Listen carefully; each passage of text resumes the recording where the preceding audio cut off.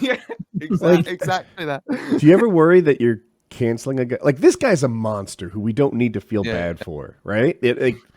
Cut and dry. It's okay. Fuck this dude.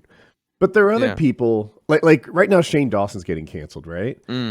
And if you guys don't know, Shane Dawson did kind of this like shock jock comedy 5 years ago.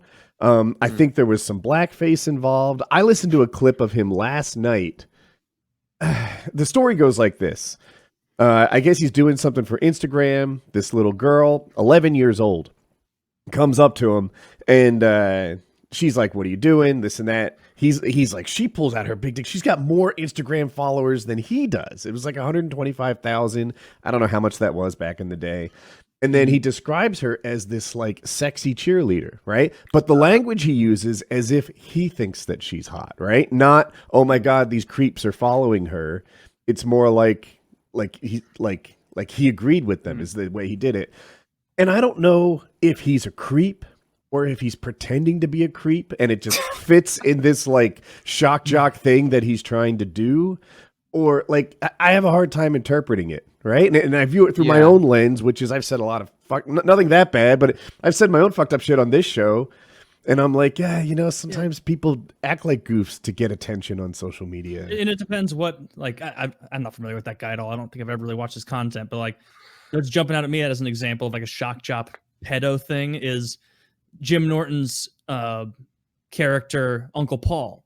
For decades on the Opie and Anthony show, every time, some gross story about pedophilia would come up, he would pretend to be his pedophile character, Uncle Paul, where he'd be like, well, sure, well, she's asking for it. Like, just really reprehensible things, but it's like, he's clearly mocking a pedophile. He's mocking the kind of arguments that they would use where it's like, look at her in her little gosh begosh shorts, like that kind of shit. And it's like, he's clearly mocking the mentality of pedophiles. So I don't know what his vibe was, but So do you worry you cancel really someone who's not actually a monster, who's maybe just, I don't know. I mean, Shane Dawson's an interesting case because obviously he was around at a time when YouTube was a very different place. I mean, many of you guys were too, and it's hard to exactly recollect what was going on at that point. But Shane Dawson was always a very shock humor guy, and I do personally believe that a lot of the stuff that was actually uploaded with his knowledge, of course. That stuff I do believe he probably did for the sake of shock value. In hindsight, that a lot of that stuff has aged terribly, particularly with regards to the rather pedophilic comments. And I haven't once again been following it too closely, though I do know that he got tweets from Jada and Jaden Smith because of some of his comments that he made towards Willow at the time, who was once again a rather young individual. And I don't know how old, but young, very young. Can I insert? I know the details on that with Will Smith's kids. No, so what I get, I think it was 2015. That part don't quote me on, but this part I'm right on.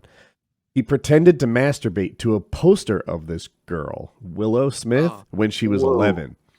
Right?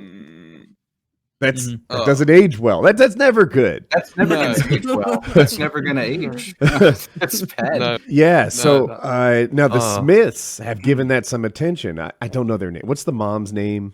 And I think it's Jada and Jaden and Will and Willow, because they kind of like name their kids after each other. Well, you can understand how I struggle.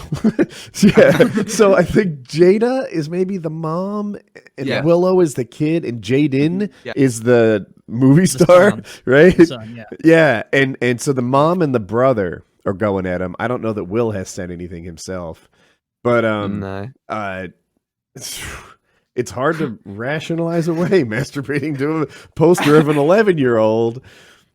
Well, let's just hope they're not in Rewind Together at the end of this year. Oh my goodness. Or actually, that would be good content. Let's see Will beat up Shane. That's where my money is. He's 50, but I still think he's got it. Oh, I feel like it was just like a year ago. Everybody was raving about Shane Dawson every time he would drop a documentary and they'd be like, "Oh, these Yeah. are so good." I haven't watched any, but that's like it would trend on Twitter. It was so popular. Well, they're very well made. They're very well produced documentaries, and they do have like a decent amount of insight, I suppose.